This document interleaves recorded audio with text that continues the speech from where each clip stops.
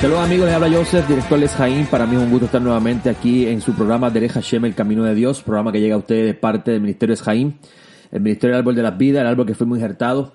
Para mí es un gusto estar con ustedes en este 3 de mayo del año 2020. Hemos comenzado un nuevo mes prácticamente y aún continuamos con las diferentes dificultades que nos enfrentamos día a día. Pero gracias le damos el bendito porque nos da la oportunidad de vivir un día más. Y con el hecho nada más de volver a abrir los ojos y ver el sol salir es suficiente para darle las gracias al Todopoderoso. Amigos, como ustedes saben, Es Jaim es una escuela de pensamiento nazareno donde enseñamos las raíces de aquello que usted llama el cristianismo primitivo, las raíces de la fe judeocristiana.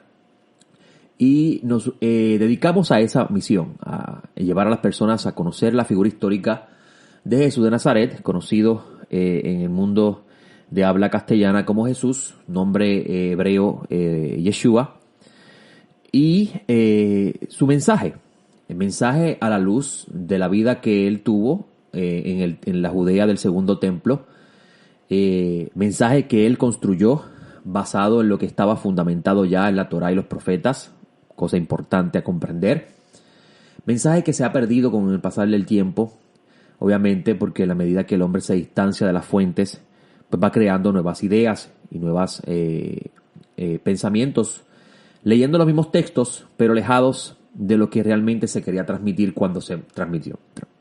Y nosotros en Es Jaim estamos en ese proceso de ayudarlo a usted, ayudar a todas las personas que desean conocer la figura histórica del Maestro Nazaret, sus enseñanzas y la importancia que tiene hoy, más que nunca, para el cuerpo del Mesías, estudiar la Torá y los profetas. Porque dentro de la Torá y los profetas se encuentra el fundamento del mensaje del Maestro Nazaret y sus discípulos, sus apóstoles. Y cuando hablamos de la Torá, nos referimos a aquello que usted conoce como el Pentateuco, los 5 libros que se le adjudican haber escrito Moisés, inspirado por la mano del Eterno, cuando éste recibió revelación divina en el Sinaí. Así que, con esto es que nosotros nos envolvemos día a día. Incluso, para que tengan conocimiento, una vez que termine este programa, me estoy preparando para las 8:30 comenzar a abrir el salón de clase para los estudiantes que han sido matriculados en nuestro nuevo curso que lleva ya 3 clases hoy, serían 3 clases, conocido como el ABC de la Torá. El ABC de la Torá es un proyecto que hemos creado con el fin de las personas que desean conocer el mensaje que está detrás de las Escrituras, pues con ese fin hemos creado este proyecto. Para las personas que se matricularon, libre de costo, porque nuestro ministerio no cobra por enseñar, su función no es buscar que las personas hagan donaciones para ellos, para lucrarse de las personas que tienen hambre y sed por la palabra. No es nuestra misión, no es nuestro interés, al contrario, lo hacemos porque entendemos que tenemos una responsabilidad de parte del Todopoderoso de ayudar a esta generación a recibir el mensaje desde su luz original, para que así nos encontremos todo listo para recibir al Mesías una vez que regrese. Porque el Mesías se fue en un tiempo, hace unos 2000 años, en una generación que estaba en un estado de impureza bien grande. Y obviamente llamó a esa generación a arrepentimiento, mensaje que llega hasta el día de hoy. Pero cuando Él regrese, no tendrá relación alguna con la impureza, que es sinónimo de pecado. Y esto nos lleva a preguntarnos, si Él no va a tener relación alguna con la generación que practica lo que conocemos como pecado, impureza o transgresión, entonces, ¿qué demanda el Todopoderoso de nosotros? Obviamente, que vivamos en santidad.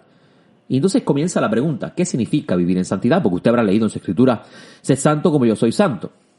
Y las personas, de acuerdo a su capacidad de comprender, han definido la idea de santidad con ciertos estándares de vida humana basado en su realidad presente. Pero la Escritura misma define lo que es la santidad. Simplemente debemos prestar atención a lo que está escrito. Así que antes de hablar de ello, permítame mencionarle que en el calendario hebreo nos encontramos en el día 9 de Iyar. 9 de Iyar, el segundo mes del calendario religioso. Eso significa que ya el mes de la Pascua pasó. Estamos cerca de la conmemoración del día de Pentecostés o Shavuot, dependiendo de cómo usted lo quiera llamar. Pentecostés viene de la raíz griega, que significa 50. Y Shavuot es el plural de semanas. Shavuot es la fiesta de las semanas. Y la Escritura ordena que debemos contar 7 semanas, 7 Shabbats exactamente, porque el ciclo del conteo del tiempo, según las Escrituras, es basado en ciclos de 7, donde el 7 es llamado Shabbat y este 7 finaliza el ciclo de 7. Muy importante conocerlo, porque el sistema construido en el mundo antiguo que el Eterno reveló a sus autores está basado en una forma de contar muy diferente a la nuestra. Nosotros contamos el tiempo de una forma muy diferente a como ellos contaban el tiempo. Por eso cuando hablamos con respecto al humano, en qué año se encuentra, pues ahí comienzan los problemas. Porque, por ejemplo, decimos que estamos en el año 2000 y nuestra conciencia pensamos que realmente estamos en el año 2000, pero muchas personas olvidan o desconocen que se ha llegado al año 2000, y obviamente estoy redondeando porque estamos en el 2020. Se ha llegado al año 2000 por razón de... Muchas personas desconocen que se ha llegado al año 2000 por razón de comenzar a contar a partir de la muerte del Mesías, o mejor dicho, de su nacimiento. Aunque estudios recientes han demostrado que el Mesías nació, hay una diferencia entre 4 a 6 años en su nacimiento con respecto a cómo contamos el tiempo. Pero eso no es solamente importante, también es importante saber que eso afecta a nuestra forma de ver la realidad porque pensamos que vivimos en un mundo que tiene solamente 2020 años, y no es así. Adicional a eso, muchas personas, por ejemplo, estudian el calendario hebreo y notan que el conteo está en 5780. Y muchas personas piensan que el mundo tiene 5780 porque obviamente los hebreos basan su conteo en las escrituras y pues definitivamente este es el tiempo que tiene la creación. Pero muy pocas personas conocen que cuando se hizo este cálculo lo hizo una persona, un rabino de la época medieval, que tomó el tiempo de hacer un cálculo basado en la creación de Adán hasta el día presente donde él se encontraba, y de ahí fue que se determinó ese número que tenemos ahora mismito como 5780. A la hora de la verdad, ¿en qué tiempo nos encontramos? Pues mire, sería una gran sorpresa para nosotros saber exactamente cuántos años han pasado desde el principio de la creación o cuántos años han pasado desde que el primer humano vino o fue traído a este mundo. Son cosas que debemos preguntarnos y son sumamente interesantes y son de las cosas que tratamos de buscar, explicar y entender. Pero regresando a lo que tenemos para hoy en este tiempo que tenemos separado en PAB 550. El día de ayer, como de costumbre, estudiamos la porción que nos corresponde estudiar en el ciclo anual de estudio de Torá. Nosotros los nazarenos no hemos dejado de estudiar a Moisés, porque así los nazarenos originales, como usted puede ver en Hechos 15, hablaron de la importancia de continuar leyendo y estudiando a Moisés. Moisés era predicado en su época y se debe continuar predicando. No mirando su mensaje a simple vista como un mensaje histórico o un mensaje que habla de la vida de Israel o de la creación, sino como un libro que posee revelación de Dios. Los profetas, Moisés, hasta los mismos salmos de David, Cantar de los Cantares, los mismos escritos nazarenos, todos hablan de la revelación del Creador al humano. Y es importante estudiarlos. Si pasamos por alto esa literatura, perdemos entonces mucha de la riqueza que el Todopoderoso preparó de antemano para los que le aman. Y por ejemplo, hemos siempre escuchado el concepto de santidad. ¿Cuántos de ustedes en diferentes lugares han escuchado decir, sin santidad nadie verá a Dios? ¿Cuántos de ustedes han escuchado decir que hay que ser santo porque la palabra de Dios demanda que seamos santos? ¿Pero qué realmente es ser santo? Porque usted va a encontrar que cada grupo religioso, cada secta religiosa, para mí no es una palabra mala, se le ha dado una connotación negativa en este tiempo presente porque obviamente las palabras cambian su sentido y por eso es importante regresar a las fuentes para entender sus sentidos. Para que tenga una idea, en el libro de los Hechos se dice que Shaul de Tarso, Pablo de Tarso, era la cabecilla de la secta de los nazarenos. ¿Significa que esa palabra es mala? Es lo más mínimo, amigo. Es un grupo dentro de un grupo grande de personas que siguen ese ideal.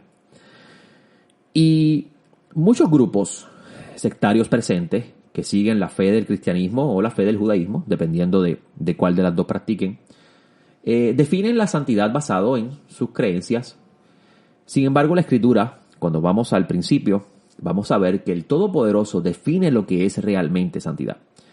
Y esto se encuentra en la parashá que estudiamos ayer. Ayer estudiamos una sección doble de la Escritura. Obviamente esto ocurre cuando no hay un mes número 13 en el calendario hebreo. En el calendario hebreo ocasionalmente se le añade un mes adicional para hacer que el sol y la luna guarden esa simetría en el funcionamiento del cálculo del tiempo adicional a eso, para que también el mes de Nisan, que es el mes de la primavera, el mes donde se celebra la Pascua, quede en la temporada exacta de la primavera para que la cebada pueda estar madura en su tiempo. Recuerde que cuando el Eterno, o mejor dicho, le menciono, cuando el Eterno creó el sistema y inspiró al hombre a escribir sobre el sistema, dice en el capítulo 1 de Génesis, versículo 14, que el sol, la luna y las estrellas harían una función muy importante en lo que respecta a contar los tiempos, las ocasiones y las estaciones, los días de encuentro,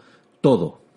Así que usted va a entender entonces con esto por qué en el calendario hebreo se añade un mes número 13, cosa que no existía antes. Ahí vemos que podemos entender que hay también deficiencia en el calendario hebreo. Y obviamente, cuando conocemos la historia, sabemos que el calendario hebreo que tenemos hoy es un arreglo que se hizo para poder el judaísmo o el judío sobrevivir en la diáspora luego la destrucción del segundo templo. Pero eso sería tema para otro momento. Dado que no se encuentra un mes número 13, pues hay porciones de la Torah que hay que unificar. Y en el día de ayer la porción que se estudió es doble. Doble en el sentido de que se estudian dos porciones en un solo día cuando regularmente se estudia uno. Y esas dos porciones se titulan Ahareimot y Kedoshim. Ahareimot significa después de la muerte. Y esta narra los sucesos después de la muerte de los dos hijos de Aarón, quienes entraron en el lugar del santuario, entraron al santuario, en el lugar santísimo, y ofrecieron una ofrenda no autorizada en estado de embriaguez. Ahí el Eterno le prohíbe que no podían entrar en estado de embriaguez al lugar santísimo, no prohibiendo la Escritura que consumiesen bebida, sino que debían ellos mantener una posición de autoridad, una posición correcta ante el Creador. Y vas a encontrar en esa porción que le sigue, que es Ahareimot, donde se llega al lugar más, al tema más importante de todos los temas encontrados en los 5 libros de Moisés. ¿Sabía usted que el Pentateuco es un libro levita? ¿Sabía usted que Moisés era levita? ¿Sabía usted que Aarón, su hermano, que es su hermano mayor, era levita y los hijos de Aarón eran levitas? Cuando decimos que la Torá es un libro levita, es que la Torá está construida con mentalidad sacerdotal. Por consiguiente, cuando usted va a leer la Torá, tiene que tomar en cuenta que la inspiración divina, aquello que usted conoce como el Espíritu Santo, la definición de Espíritu Santo es inspiración divina, es la ayuda que Dios le envía desde el cielo al hombre para que pueda andar en sus caminos. Lean al maestro Nazaret en Juan, que dice que yo me voy y vendrá el Consolador. La palabra es Menahem en hebreo, y se llama Consolador porque va a asistir al humano en esta función de andar en el camino de Dios. Pero no solamente eso, que también se llama el Espíritu de la Verdad, Ruach Emet, porque ayudará también al humano a conocer la verdad. Así que la definición que tenemos hoy en día del Espíritu Santo es muy diferente a como se entendía en la época de los escritos sagrados. La inspiración divina venía del cielo y esta se posaba sobre el hombre para ayudar al hombre a hacer la función que le correspondía en el caso de los profetas, poder entender el mensaje divino. En el caso de Moisés y los que también asistieron a Moisés en componer lo que tenemos hoy, los 5 libros, en crear esto que llamamos hoy los escritos sagrados. Y cuando decimos que la Torá es un libro levítico, es decir, un libro levita, es que su autor primeramente es levita y los que ayudaron a su autor a componerlo eran levitas. Esto es muy importante porque cuando tienes eso en mente y lees el texto, vas a ver todo, donde quiera vas a ver lo que llamamos la huella, el blueprint del levita envuelto en el mensaje. Cuando usted estudia el huerto del Edén y lo que se relata allí sobre la caída del humano, y lo mira con una mentalidad levita y lo que hacían los levitas en el santuario, vas a ver que guarda perfectas similitudes. Son las cosas que estamos estudiando en la ABC de la Torá. Entendiendo eso, el libro del centro de los 5 libros de Moisés es el libro de Levíticos, que habla de la función que debían hacer los sacerdotes en el sistema que el Eterno creó dentro de la realidad que los israelitas vivían en ese momento. Y dentro de ese libro de Levíticos, el capítulo central, el tema central de ese libro de Levíticos es el día conocido como Yom Kippur, el día de expiación. Día, que dice el texto en el capítulo 16 en adelante, que Dios repararía o limpiaría las impurezas que se apegaron, se unieron la palabra correcta, adhieron, lo que pasa es que no la puedo pronunciar bien. Las impurezas que se pegaron al santuario, consecuencia de las acciones del israelita. El día de Yom Kippur se expiaba, se limpiaba al israelita de los pecados realizados en todo el año, pero también al santuario.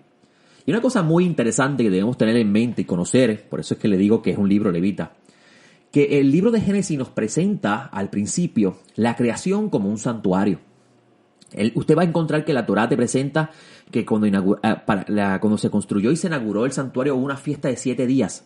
Se construyó y se levantó el santuario en 7 días. Una cosa muy interesante porque Génesis nos presenta que la creación también fue un producto de 7 días. Génesis nos presenta que el humano fue puesto en el huerto del Edén para cuidarlo y para guardarlo. Las 2 palabras hebreas utilizadas ahí son las mismas que se utilizan para el servicio que el levita debía realizar en el santuario. Y esto es bien importante, porque entonces cuando entendemos lo que representa el tabernáculo, que es un microcosmo del universo entero en el que vivimos, podemos comprender que el mensaje que está detrás del texto es que las acciones del humano, las rebeliones del humano, ejemplificado en la vida del israelita y la creación que está ejemplificada en el santuario, las acciones del humano traen consecuencias sobre toda la creación. Y había un día en el año que el Eterno había determinado bajo el sistema que estudiamos dentro de la Torá, que Él limpiaría esas impurezas para preservar el perfecto funcionamiento de la creación, o es decir, del santuario. Ahora, ¿qué función hacía el santuario dentro del sistema? Que es la pregunta que debemos hacernos para poder entender la función que hace la creación y podamos nosotros entonces ubicarnos realmente en lo que significa vivir en este mundo.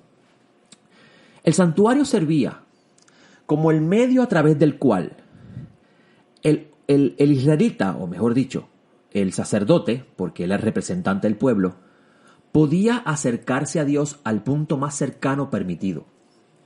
Y usted va a encontrar que en el capítulo 16 de Levíticos, el sumo sacerdote no podía entrar al lugar santísimo, que es el lugar que representa el trono del Eterno, el trono de Dios, porque el arca de la alianza representa el trono de Dios en la tierra. El punto más cercano a Dios estaba prohibido su acceso en cualquier momento, dándonos un mensaje muy interesante el texto cuando miramos el libro de Génesis, específicamente cuando Adán es expulsado del huerto del Edén.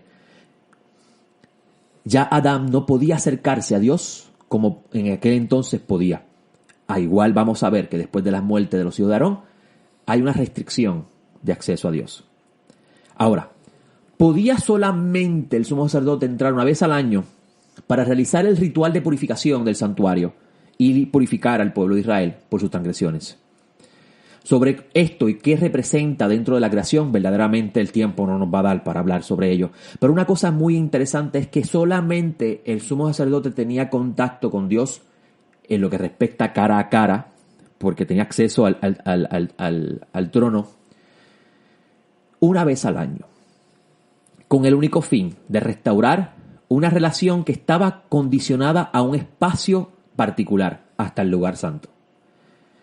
Obviamente hay muchas cosas que me encantaría y desearía poder compartir con ustedes, pero no puedo. Ayer tuve 2 horas y media en la mañana hablando sobre esto y en la tarde 1 hora y media prácticamente, no me lo he dicho 1 hora.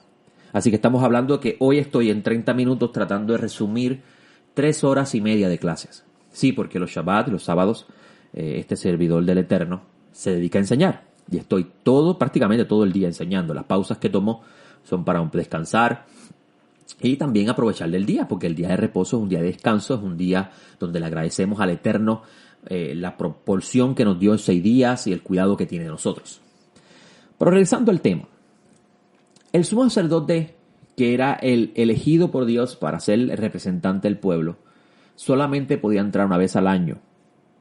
Y no para conversar cara a cara con Dios, no para tener una relación de padre, hijo o ser humano y creador y ser humano, que no fuera simplemente una expiación o un proceso de limpieza. Esto es sumamente importante porque nos habla de la deficiencia que tenía ese sistema, aún así haciendo su función particular. Y claramente los nazarenos en una de sus cartas hablan de que el sistema no era el fin en sí mismo, sino que era simplemente el sistema fue creado con el único fin de hacer una función hasta que llegara el Mesías. Y usted va a encontrar que el autor de Hebreo también valida esa idea, dando a entender que el sistema no era perfecto en sí. No estamos diciendo que Dios no sea perfecto, pero Dios sabía que la función que iba a hacer el sistema no era para siempre, era simplemente hacer una función hasta que llegara el tiempo determinado de realizar la perfecta función que Él había creado en su inteligencia divina desde antes de la fundación del mundo. Y este sistema no permitía que la purificación de la persona fuera permanente, es decir, que la transgresión cometida y la limpieza de esta transgresión fuera permanente, fuera borrada y no fuera otra vez, hubiera conciencia de esa transgresión. Esto es importante porque usted va a ver que el autor de Hebreo dice dos cosas muy interesantes. Primero, que la muerte voluntaria del Mesías trajo consigo un efecto muy, muy, muy importante y determinante en la relación del humano con Dios. ¿Por qué decimos esto? Porque la Torah nos enseña, basado en la función que hacía el sumo sacerdote, entendiéndolo a la luz de lo que el libro de Génesis nos quiere expresar al principio, que antes de que ocurriera la transgresión, el humano tenía una relación íntima con su Dios. Es decir, Dios hablaba con el humano, lo vemos en el libro de Génesis. Y cuando decimos hablaba con el humano, nos estamos refiriendo a un acceso de cercanía, a una relación perfecta. A partir de entonces, el humano tenía que, al haber sufrido ese daño, el humano comenzó a recibir comunicación divina a través de intermediarios. Lea al autor hebreo, muy interesante al principio cuando habla sobre eso. Pero eso no era el deseo del Eterno. Los profetas profetizaron que vendría un tiempo donde todo el pueblo de Israel, si aceptaba voluntariamente esa oferta del pacto, Jeremías 31, iban nuevamente a gozar de una relación con el Eterno. Lo que el autor dice, todos me conocerán, desde el pequeño hasta el grande, hablando que desde la persona más sencilla hasta la más educada, que entrara a ese pacto, podría tener una relación con Dios. Una relación que los nazarenos enseñan que es de padre e hijo. Muy interesante. Obviamente el texto dice que es para Israel. Pero una cosa muy interesante vemos en la historia del pueblo de Israel, y es que los profetas profetizaron que las naciones también participarían de una bendición similar al recibir el mensaje de la luz de aquel que es luz a través de sus mensajeros, que serían en este caso los apóstoles del Mesías.